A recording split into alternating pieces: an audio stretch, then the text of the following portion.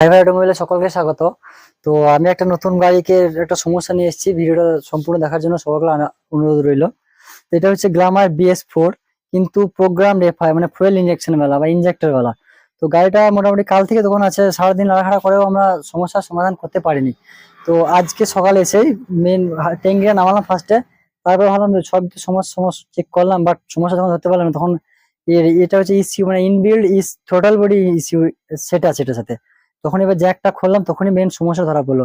এবার আমি সেটা কাছ থেকে দেখাবার চেষ্টা করবো কি হয়েছে। ক্যামেরা কাছ নিয়ে আসবে। এটা হচ্ছে এই বাইকের ইসিউ, মানে এটা মানে থ্রোটল বডি ইনবিল্ড, মানে এর সঙ্গে এই গাড়ির কোনো সিডিআই নেই, এটাই মানে সিডিআই, এটাই সবকিছু। তো মেন সমস্যাটা এবার আমি দেখাই। এই যে এইটা হচ্ছে এর জ্যাক, আর এটা হচ্ছে এর মানে আউটার কাপলার। তো ব্যাপারটা হয়েছে কি, গাড়িটা বয়স মোটামুটি 5-7 বছর হয়ে গেল।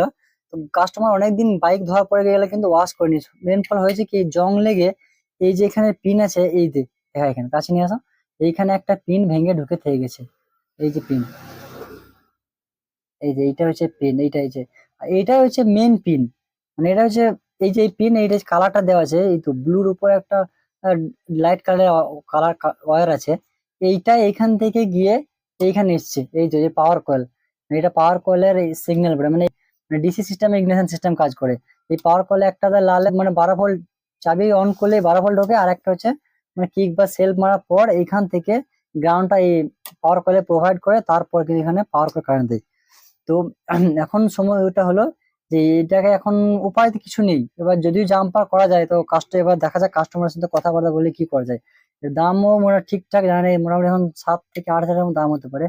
সব চেক করতে হবে, কারণ পানি থাকার জন্য হতে পারে যে এগুলো বা কোনো পিন নষ্ট হয়েছে কিনা। সবগুলো কানেক্টিভিটি বা কন্টিনিউটি চেক করতে হবে, এবং তারপরে এটা মানে ইসিউটা পরিবর্তন করে নেক্সট ভিডিওতে আবার আপডেট নিয়ে আসবো।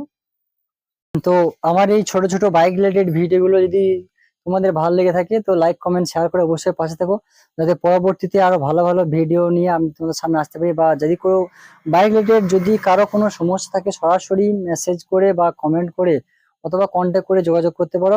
যতটুকু পারবো সমাধান করার চেষ্টা করব। ভিডিওটি সম্পূর্ণ দেখার জন্য ধন্যবাদ।